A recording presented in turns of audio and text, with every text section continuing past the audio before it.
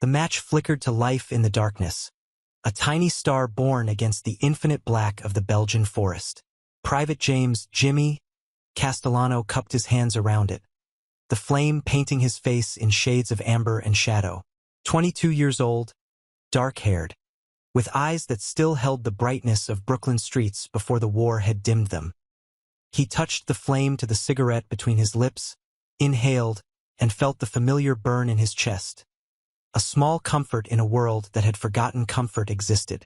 Preparing and narrating this type of story took us long efforts and hard work.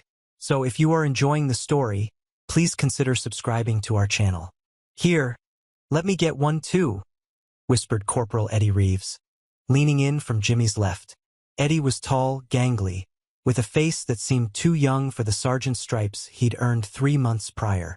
The match stayed lit, steady in Jimmy's grip as Eddie's cigarette caught fire, the paper crackling softly as it ignited. "Me 3, came the voice of Private First Class Danny Morrison, moving in from the right. Danny was the oldest of their squad at 31, a former schoolteacher from Ohio who'd enlisted the day after Pearl Harbor. He had 3 kids back home whose photographs he kept folded in his breast pocket, their edges worn soft from constant handling. The match trembled slightly as Danny leaned forward. 3 seconds. That was all it took. 3 seconds of light in the darkness. 3 faces illuminated like actors on a stage. 3 cigarettes glowing like beacons in the night. 3 seconds that would change everything. The sound came first. A whistle that started high and dropped low, a scream falling from the sky. Jimmy's body reacted before his mind could catch up, dropping the match, hitting the frozen ground as the world exploded in fire and earth and noise. The mortar shell landed 15 yards away, close enough that the shockwave slammed into them like a physical thing, close enough that Jimmy could feel the heat wash over his back even as he pressed himself into the mud. When the ringing in his ears subsided enough to hear, Jimmy lifted his head. Eddie was on his knees, coughing, his helmet gone but otherwise intact. Danny lay motionless 3 feet away, face down in the dirt. Jimmy crawled to him, his hands shaking as he rolled the older man over. Blood streaked Danny's forehead, and his eyes were closed, but his chest rose and fell, unconscious but alive. "Sniper!" Eddie gasped, his voice hoarse. "Had to be. Saw the match, called in our position." Jimmy stared at the extinguished match in the mud, that tiny stick of wood and phosphorus that had betrayed them.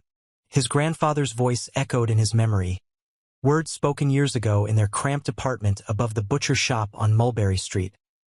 "Never light 3 cigarettes with 1 match, Jimmy boy. Bad luck. In the Great War, it got men killed." Jimmy had laughed then, 16 years old and invincible, dismissing it as superstition.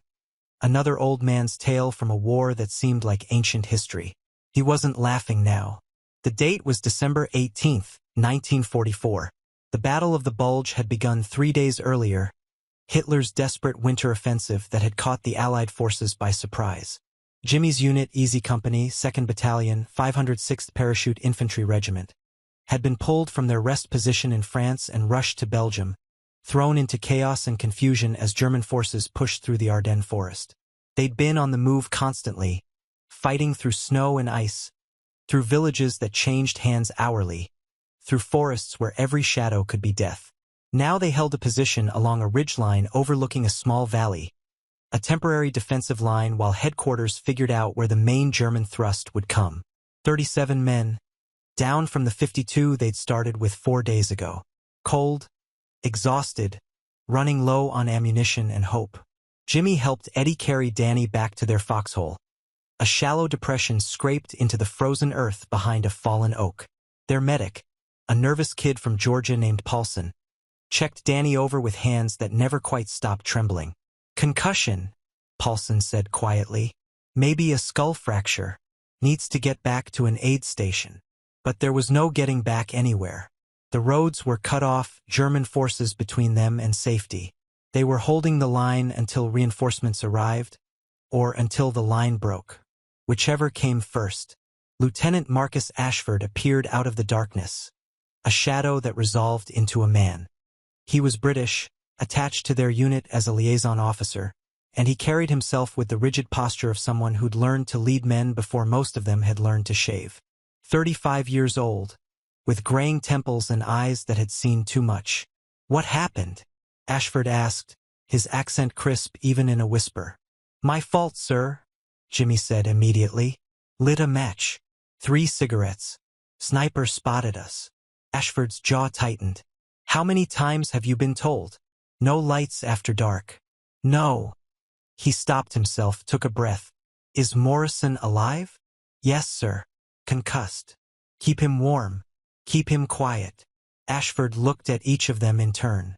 "The 3-cigarette rule isn't superstition, Private. It's mathematics. First light, the sniper sees it. Second light, he aims. Third light, he fires. 3 seconds is all it takes for a man to die." He paused. "You're lucky it was mortars and not a rifle shot. Next time you won't be." He moved on, checking the other positions, leaving Jimmy alone with his guilt and the cold. Eddie settled back into the foxhole beside him, pulling his thin blanket around his shoulders. "Not your fault, Jimmy. Could have been any of us. But it was his fault. He'd held the match. He'd kept it lit. 3 cigarettes, 3 seconds, 3 men almost dead because he'd wanted the comfort of tobacco more than he'd wanted to follow the rules that kept them alive." The night stretched on, hours marked by the distant rumble of artillery and the occasional crack of rifle fire. Jimmy stayed awake, watching the darkness, his unfinished cigarette still tucked behind his ear. He thought about his grandfather, Giovanni Castellano, who'd fought in the trenches of the First World War with the Italian army. Giovanni had come to America in 1920, carrying his war with him in the stoop of his shoulders and the nightmares that made him cry out in Italian in the middle of the night. Giovanni had told him stories when Jimmy was young, before the old man's mind started to slip. Stories of mud and gas and men who screamed for their mothers in a dozen different languages. And he'd taught Jimmy the rules, the small superstitions that soldiers created to make sense of random death. Don't walk under ladders. Don't open an umbrella indoors. Never light 3 cigarettes with 1 match. In the trenches, Giovanni had said, his gnarled hands wrapped around a cup of coffee grown cold. We had snipers, German snipers, the best in the world. They watched us through scopes, waited for us to make mistakes. A match in the darkness, it's like a signal flare. First man lights his cigarette, sniper sees the light. Second man, sniper aims his rifle. Third man, sniper pulls the trigger. The third man always died. Jimmy had asked why they didn't just use 3 matches, 1 for each man. Giovanni had laughed, a sound without humor. Matches were precious, boy. We rationed everything: food, water, ammunition, matches. 1 match for 3 cigarettes seemed efficient. Until we learned the cost. The cost. Jimmy looked at Danny, still unconscious, his breathing shallow but steady. The cost of comfort, of routine, of forgetting that every small decision in war carried weight.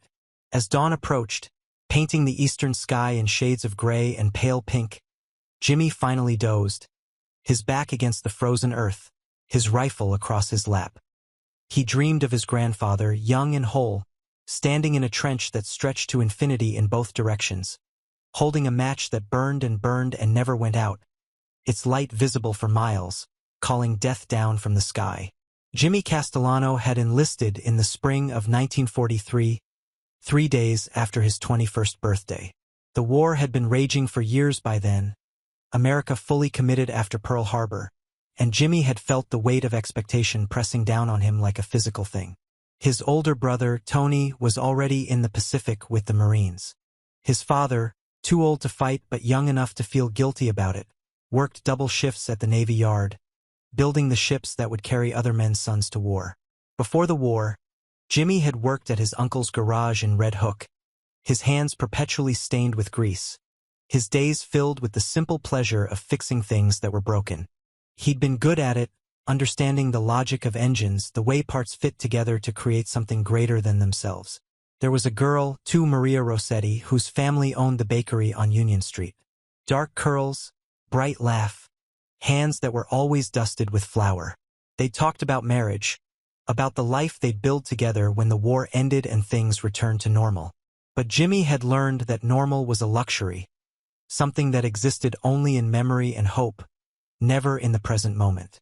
The war had taught him that basic training at Camp Toccoa in Georgia had been hard in ways he hadn't anticipated. Not the physical challenges. Jimmy had always been strong, his body hardened by years of manual labor, but the mental adjustment of becoming part of something larger than himself.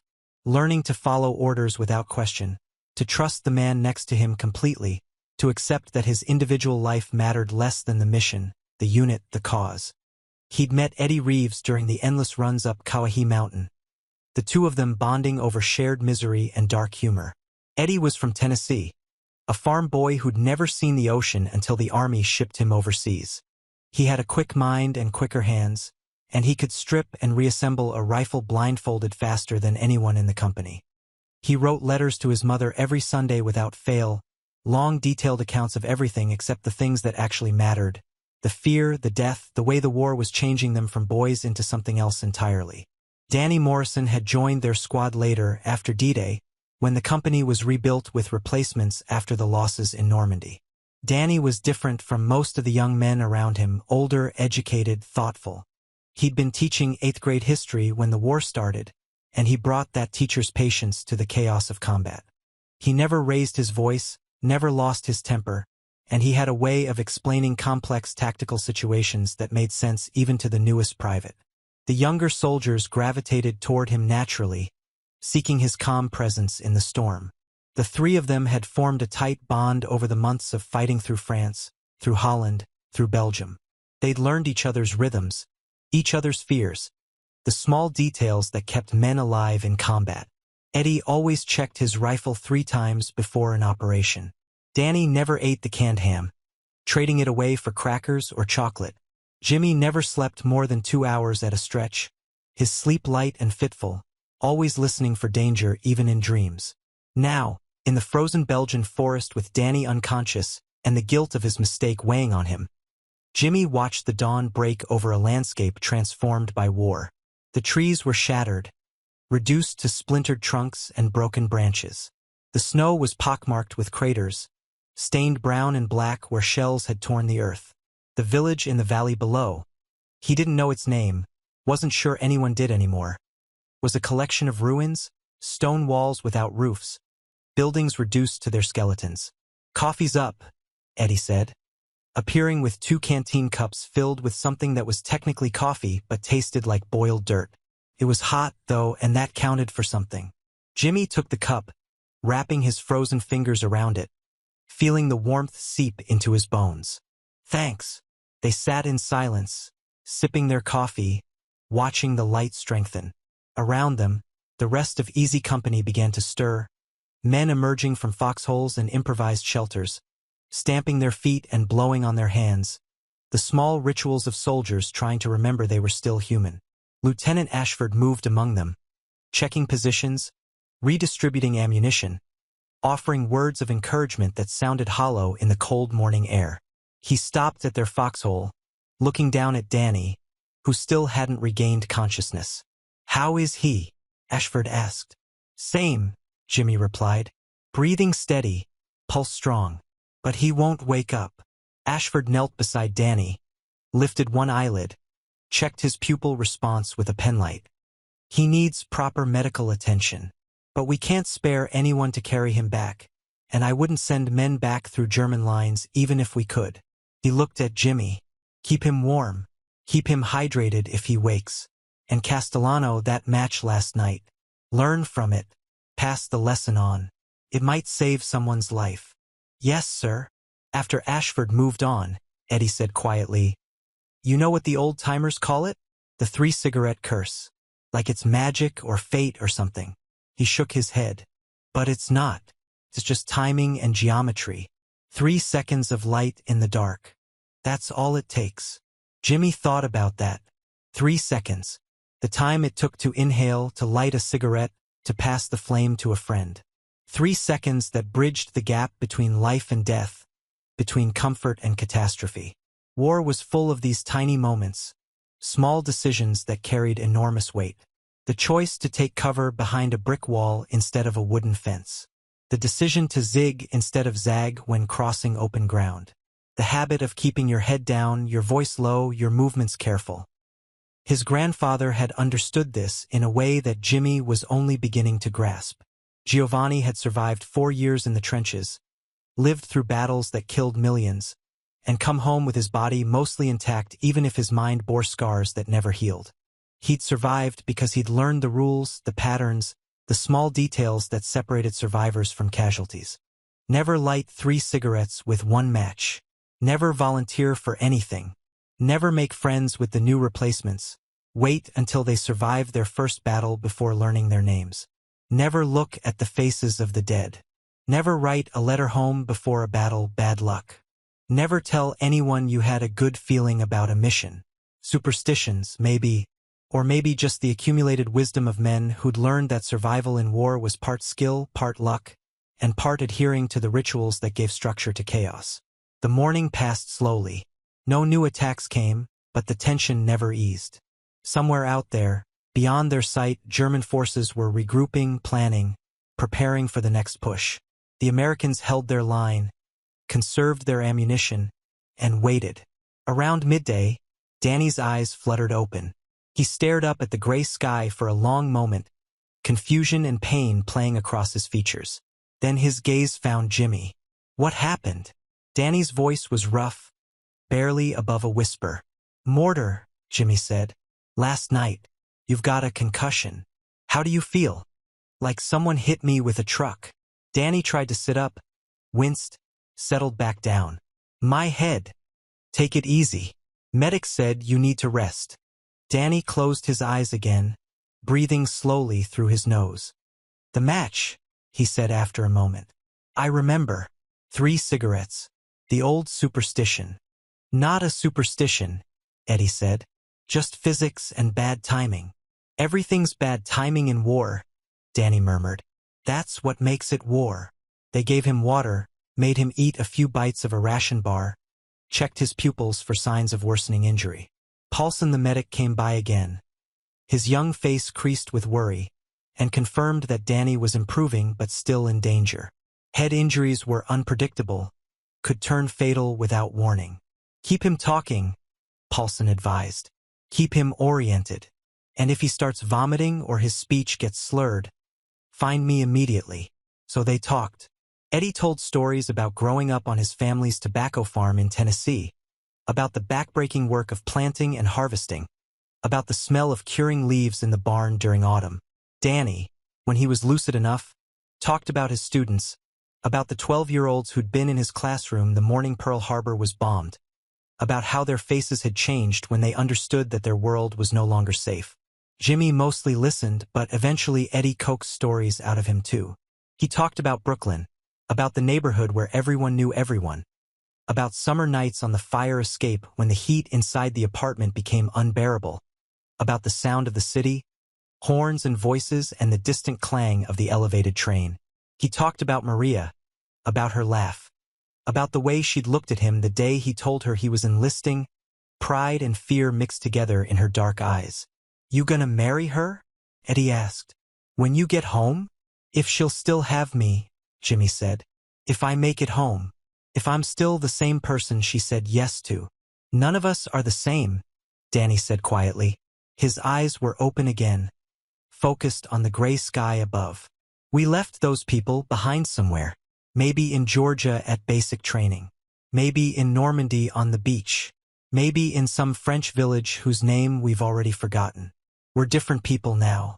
The question is whether the people back home can love these new versions of us. The truth of that settled over them like the falling snow that had begun again, soft and silent, covering the scarred landscape in a blanket of white that made everything look clean and new, at least for a little while. That night, Lieutenant Ashford gathered the squad leaders for a briefing. Jimmy, as acting squad leader with Danny out of commission, attended. They met in a ruined farmhouse 100 yards behind the line. 9 men crowded into what had once been a kitchen, studying a map by the light of a carefully shielded lantern. Intelligence suggests a major German attack will come through our sector within the next 48 hours, Ashford said, his finger tracing lines on the map. Armor supported by infantry. Our job is to hold this ridge long enough for reinforcements to arrive and establish a stronger defensive position in our rear." "How long is long enough?" asked Sergeant Wallace, a grizzled veteran who'd fought in North Africa. "As long as it takes," Ashford replied. "Could be hours, could be days." "And if the reinforcements don't come?" Ashford met his gaze steadily. "Then we fight until we can't fight anymore and we fall back to the secondary line. But we do not break. We do not rout. We hold, and we hurt them badly enough that even if they push through, they're too weak to exploit it." It was a death sentence, essentially. Hold until you die or until someone saves you, whichever comes first. But no one argued. This was war, and this was the mission, and there was a strange comfort in clarity even when that clarity meant accepting the possibility of your own death. Before they dispersed back to their positions, Ashford pulled Jimmy aside. "How's Morrison?" "Awake. Talking. Still pretty shaky." "Good. Listen, Castellano, what happened last night, that mistake with the match. Use it. Tell the story. Make sure every man in this company understands why we don't light 3 cigarettes with 1 match. Because if this attack comes, and if it's as bad as I think it will be, we're going to need every advantage we can get. And that means no stupid mistakes, no lights in the dark, no unnecessary risks, no 3-cigarette curse." "Yes, sir. I'll make sure they know." Back at the foxhole, Jimmy found Eddie and Danny huddled under a shared blanket, trying to conserve body heat. He slid in beside them, feeling the warmth of their proximity, and repeated what Ashford had told him. "So we're the example," Eddie said. "The cautionary tale. Don't be like these idiots who lit 3 cigarettes and nearly died. If it keeps someone else alive, I'll be that idiot," Jimmy replied. They settled in for another long night. The temperature dropped steadily, well below freezing, the kind of cold that penetrated every layer of clothing and settled deep in your bones. Around them, the forest was silent except for the occasional crack of a branch snapping under the weight of accumulated snow. Sounds that made everyone jump and reach for their rifles before realizing it was just winter, not war. Jimmy thought about matches, about fire, about light in darkness. There was something primal about it, the human need to push back the night, to create warmth and illumination in the cold and dark. Fire had been humanity's first technology, the thing that separated us from animals, the gift that made civilization possible. And yet here, in this frozen forest, fire was death. Light was death. The very things that made them human were the things that would get them killed. War inverted everything. Up was down, safety was danger, the tools of comfort became weapons used against you. A cigarette, something that brought a moment of peace and pleasure, became a beacon calling down artillery. A light in the darkness, which should have been hope, became a target. His grandfather had understood this inversion. Jimmy remembered him saying once, late at night, his voice slurred with wine and memory. "The war taught me that everything I thought I knew was wrong. I thought courage meant charging forward. But courage was staying still when every instinct screamed to run. I thought safety meant hiding. But hiding made you a target for artillery. I thought making friends would help me survive. But watching friends die almost killed me more than bullets did." Giovanni had died when Jimmy was 17. His heart finally giving out after years of strain. At the funeral, Jimmy's grandmother had pulled him aside and said, "Your grandfather never left that war. His body came home, but his soul stayed in those trenches. Don't let the same thing happen to you, Jimmy. Whatever happens over there, find your way back. Promise me." He'd promised, not really understanding what she meant. Now, sitting in a frozen foxhole in Belgium, he was beginning to understand. The war was already changing him, carving away pieces of who he'd been and replacing them with something harder, colder, more capable of violence. He could feel it happening, feel himself becoming someone who could watch a man die and feel nothing, who could kill without hesitation, who could light a match in the darkness and then blame himself when it brought death raining down. The question was whether there would be enough of Jimmy Castellano left, when this was all over, to go home to Maria and build the life they'd planned. Or whether the war would consume him completely, leaving only a shell that looked like Jimmy but contained something else entirely. The German attack came at dawn, 2 days after the incident with the match, emerging from the morning mist like ghosts, solidifying into deadly reality. Jimmy was on watch, his eyes gritty from lack of sleep, his hands so cold he could barely feel his fingers, when he heard the sound. A low rumble that he felt in his chest before his ears processed it as noise. "Tanks! Contact!" he shouted, his voice cracking the frozen silence. "Armor! Northwest!" The forest exploded into chaos. Men scrambled from their foxholes, grabbing weapons, taking positions behind trees and fallen logs. Lieutenant Ashford appeared, running low, his face set in grim determination. "Hold your fire until they're in range," he ordered, his voice carrying across the line. "Let them get close. Make every shot count." The first tank appeared through the trees, a massive panther, its long gun sweeping back and forth, searching for targets. Behind it came infantry, German soldiers in their winter camouflage, moving in coordinated groups, using the tank as mobile cover. Jimmy pressed himself against the fallen oak that formed the front wall of his foxhole, his rifle tight against his shoulder. Beside him, Eddie was breathing fast, shallow breaths that misted in the cold air. Danny, still recovering but insisting on fighting, had his bar propped on the edge of the foxhole, its bipod digging into the frozen earth. "Wait!" Ashford called. "Wait!" The tank rolled closer, tracks churning through the snow, its engine roaring. Jimmy could see the commander standing in the turret, binoculars pressed to his face, scanning the American positions. Behind him, 2 more tanks emerged from the forest, with more infantry spreading out between them. "Now!" Ashford shouted. "Fire! Fire!" The forest erupted in gunfire. Jimmy squeezed his trigger, felt the rifle buck against his shoulder, saw one of the German soldiers go down. Eddie was firing methodically, picking targets, working the bolt of his rifle with practiced efficiency. Danny's bar roared, spitting bullets in controlled bursts, cutting down advancing infantry. The lead tank's machine gun opened up, tracer rounds slashing through the trees, splinters exploding from bark, bullets whining and ricocheting. One of the American positions went silent, its defenders either dead or pinned down. The tank kept coming, crushing small trees under its treads, its main gun rotating to target the American line. Jimmy ducked as the cannon fired, the sound like the world ending, the shell screaming overhead and exploding somewhere behind them. Earth and snow rained down. His ears rang. He popped back up, fired again, saw another German soldier fall. Then he heard the distinctive whoosh of a bazooka, saw the rocket streak across the clearing and slam into the lead tank's side. The explosion was massive, orange flame and black smoke, the tank lurching to a halt. But it wasn't knocked out, the armor had held. The turret swung toward the bazooka team, and Jimmy knew what was coming. "Get down!" he screamed at the 2 soldiers manning the bazooka, but they were already reloading, desperate to get another shot off. The tank fired first. The shell hit right where they were positioned, and when the smoke cleared, there was nothing left but a crater and scattered equipment. The battle raged for what felt like hours but was probably only minutes. The Germans pushed hard, using their tanks as mobile fortresses, infantry advancing behind them. The Americans fired everything they had, rifles, machine guns, grenades, the few bazookas they had left.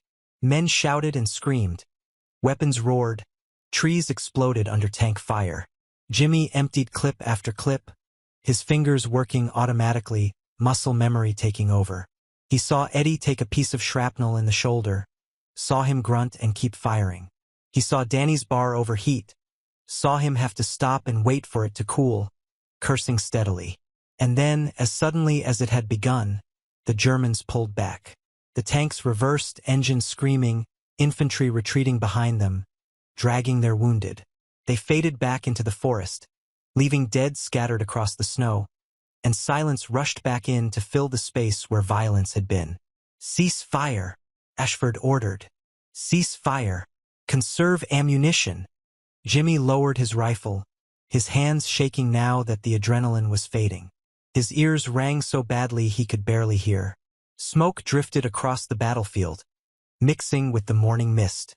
The smell of cordite and blood and burning oil filled his nose. "Casualties?"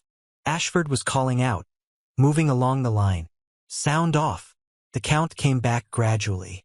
3 dead, 7 wounded, 2 missing, probably the bazooka team that had taken the direct hit. Easy Company had started the battle with 37 men. Now they were down to 27 effective fighters. Eddie's shoulder wound was superficial, the shrapnel having mostly been stopped by his jacket and the layers beneath. Paulson the medic cleaned it, applied sulfa powder, and wrapped it in bandages that would be soaked through with blood within an hour. Eddie barely seemed to notice, his focus entirely on his rifle, checking the action, cleaning mud from the barrel. Danny sat with his back against the foxhole, his face pale, his hands trembling.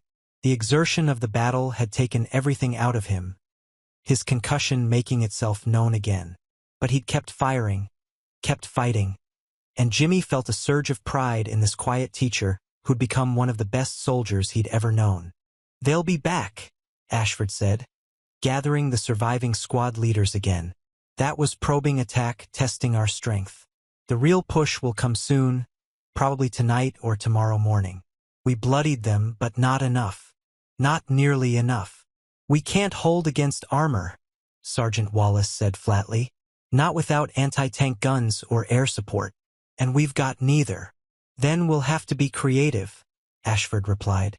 "We've got some anti-tank mines left. We'll place them on the likely approach routes. We've got a few more bazookas, though ammunition is low. And we've got our wits and our willingness to do whatever it takes to hold this line." He looked at each of them in turn, his gaze lingering on Jimmy. "The 3-cigarette rule applies to everything now. No lights, no fires, no unnecessary noise. We're ghosts in this forest. We hold in silence, we fight in silence, and if necessary, we die in silence. But we do not break." That night was the longest Jimmy had ever experienced.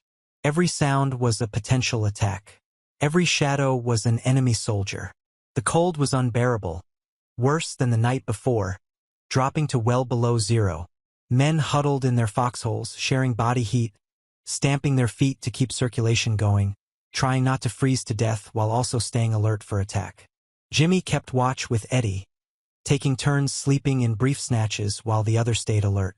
Danny slept fitfully between them, his breathing sometimes labored, occasionally muttering in his sleep, words about his students, his kids, his wife back home.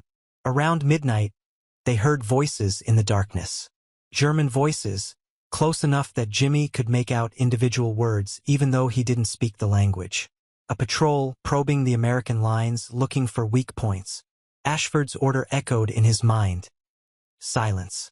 They stayed frozen, barely breathing, as the Germans passed within 20 yards of their position. Jimmy counted 4 men, maybe 5, moving carefully through the trees. His hand was on his knife, ready to fight silently if discovered. But the patrol moved past and faded into the darkness. When they were gone, Eddie let out a breath he'd been holding. "Too close," he whispered. "They're everywhere," Jimmy whispered back. "We're surrounded. Just a matter of time before they find a gap in our line and push through. Then we make sure there are no gaps." But there were gaps. There had to be. They were too few, spread too thin, trying to hold too much ground against too many enemies. It was mathematics, cold and simple. Eventually, something would break. The next day brought more probing attacks, not full assaults, but small groups testing defenses, trying to draw fire and reveal positions. Ashford ordered everyone to hold fire unless absolutely necessary, to stay hidden, to make the Germans guess where they were and how many there were. It was psychological warfare, trying to make the enemy think the American force was larger and stronger than it really was. But it also meant watching enemy soldiers move through the forest and not being able to shoot them. It meant biting down on frustration and anger and fear, staying still when every instinct screamed to fight. That afternoon, Paulson the medic came to check on Danny. The young man's hands were steadier now, his confidence growing with each patient he treated. He examined Danny carefully, checking pupil response, asking questions about memory and orientation. "You're improving," Paulson said. "The headaches, still there but better, less intense. Good. Keep resting when you can. And if you start feeling worse, nausea, vision problems, severe pain, you tell me immediately." After Paulson left, Danny looked at Jimmy and Eddie. I need to tell you guys something. In case. Don't, Eddie said. Don't do that. We're all getting out of this. Maybe not. But just in case, my wife, Helen, she's in Columbus, Ohio. 247 Maple Street. If I don't make it back, I want you to go see her. Tell her I was thinking about her and the kids at the end. Tell her I wasn't scared. Even if that's a lie. You're going to tell her yourself, Jimmy said firmly. We're all going home. All three of us. But even as he said it, he wondered if he believed it. The odds were not good. They were outnumbered, outgunned, surrounded, freezing, and running out of everything that mattered. Ammunition, food, hope. That night, the temperature dropped even further. Men began showing signs of frostbite. Blackened fingers, numb toes, faces that had lost all color. Paulson moved along the line, treating what he could. But there was only so much that could be done. Cold weather injuries would kill them as surely as German bullets if they didn't get relief soon. Jimmy found himself thinking about light again, about fire, about warmth. They had forbidden themselves all of it, following the rules that kept them alive. No 3 cigarettes with 1 match. No fires to warm themselves. No lights to see by. They existed in darkness and cold, denying themselves the basic comforts that made life bearable, all for the sake of survival. Seemed like a cruel joke. They were keeping themselves alive by denying themselves the things that made life worth living. They were surviving, but at what cost? At what point did survival become indistinguishable from death? His grandfather's voice again, from one of those late-night conversations. The worst part of war isn't dying. It's living. It's continuing to exist in circumstances that should kill you, finding out what you're capable of surviving, learning that the human capacity for endurance is almost unlimited. We can survive anything, but surviving doesn't mean we remain human. The major German assault came just before dawn on the 3rd day. No probing attacks this time, no testing. Just a massive coordinated push. Tanks and infantry, mortars and artillery, everything they had thrown at the thin American line. Jimmy saw it coming before he heard it. Saw the forest light up with muzzle flashes. Saw tracer rounds arcing through the pre-dawn darkness like deadly fireflies. Then the sound hit, a roar that drowned out thought, a wall of noise that was almost physical. Here they come. Ashford's voice, barely audible over the gunfire. Hold the line.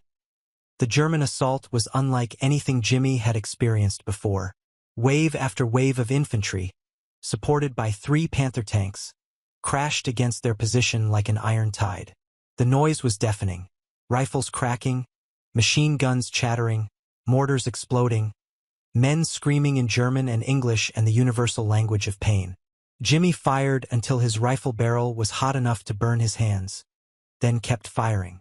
Eddie was beside him, blood from his shoulder wound soaking through the bandage, but his aim was steady. Danny's bar roared in controlled bursts, each one dropping an advancing German soldier. The first tank broke through their left flank, crushing the foxhole there. The men inside buried alive or crushed under the treads. The line wavered. Men began falling back, not routing but retreating in good order, trying to establish a new defensive position. Preparing and narrating this type of story took us long efforts and hard work. So if you are enjoying the story, please consider subscribing to our channel. Hold! Ashford's voice cut through the chaos. He was standing upright, impossibly calm amid the bullets, directing fire, repositioning men. We hold here. This is the line. A mortar shell landed 10 feet from Jimmy's foxhole, the explosion throwing him backward. His ears rang, his vision blurred. He tasted blood and dirt. When he could see again, Eddie was pulling him up, shouting something Jimmy couldn't hear. The tank that had broken through was turning, its gun rotating toward the command post where Ashford stood coordinating the defense. Jimmy saw it happening in slow motion, the long barrel swinging around, Ashford still shouting orders, unaware of the death about to find him. Without thinking, Jimmy grabbed a bazooka from a dead soldier's hands, loaded it with shaking fingers, shouldered it, and fired. The rocket streaked across the battlefield and struck the tank side armor. The explosion was massive, flame and smoke erupting. But the tank kept moving, only damaged, not destroyed. But it was enough. The tank's attention shifted. The turret swung toward Jimmy instead. "Move!" Eddie screamed, tackling him sideways just as the cannon fired. The shell hit where Jimmy had been standing, the foxhole disappearing in a geyser of frozen earth and fire. They rolled, scrambled, found cover behind a fallen tree. Danny was there too, his bar empty, fumbling for a new magazine with trembling hands. "We can't hold," Danny gasped. "Too many. We have to fall back." But Ashford's order echoed in Jimmy's mind. "We do not break." He looked at Eddie, at Danny, at the faces of the men fighting around them. Boys turned into soldiers, soldiers turned into ghosts, ghosts trying desperately to remain human. And he understood something his grandfather had known but could never articulate. Survival wasn't about following rules or avoiding bad luck. It was about choosing, in the moment of chaos, what kind of person you would be. The three-cigarette curse wasn't about matches or snipers or mathematics. It was about the small choices that defined you, the decision to share your light with others even knowing the risk, the choice to stand together even when standing alone might be safer. "We hold," Jimmy said. "Together. All three of us." Eddie nodded, reloading his rifle. Danny slammed a fresh magazine into his bar. And they stood, the three of them, and walked back into the fire. The German assault broke at mid-morning. Not because the Americans were stronger, they weren't. Not because reinforcements arrived, they didn't. It broke because the Germans had spent everything they had on this push, and the thin American line refused to break. When the last German soldier retreated into the forest, when the last tank reversed away trailing smoke, Easy Company counted its survivors. 18 men left from the original 37. Lieutenant Ashford was alive, wounded but standing. Eddie had taken another piece of shrapnel, this time in the leg. Danny had collapsed from exhaustion and his concussion, but he was breathing. Jimmy sat in the snow, his rifle across his knees, too exhausted to move. Around him, the forest was silent except for the moans of the wounded and the distant sound of artillery from other sectors. Ashford limped over, sat down beside him. They didn't speak for a long time, just sat together in the snow. Two men who had survived something that should have killed them. Finally, Ashford said, "You saved my life." The bazooka shot. Jimmy shrugged. "You saved all of us, by making us hold." "The three-cigarette rule," Ashford said quietly. "You understand it now, don't you? It's not about superstition. It's about the price of connection. When you light that match, when you share that light with others, you're making yourself visible. You're taking a risk. But the alternative, staying in the dark, staying separate, staying safe, that's not living. That's just surviving." Jimmy thought about that.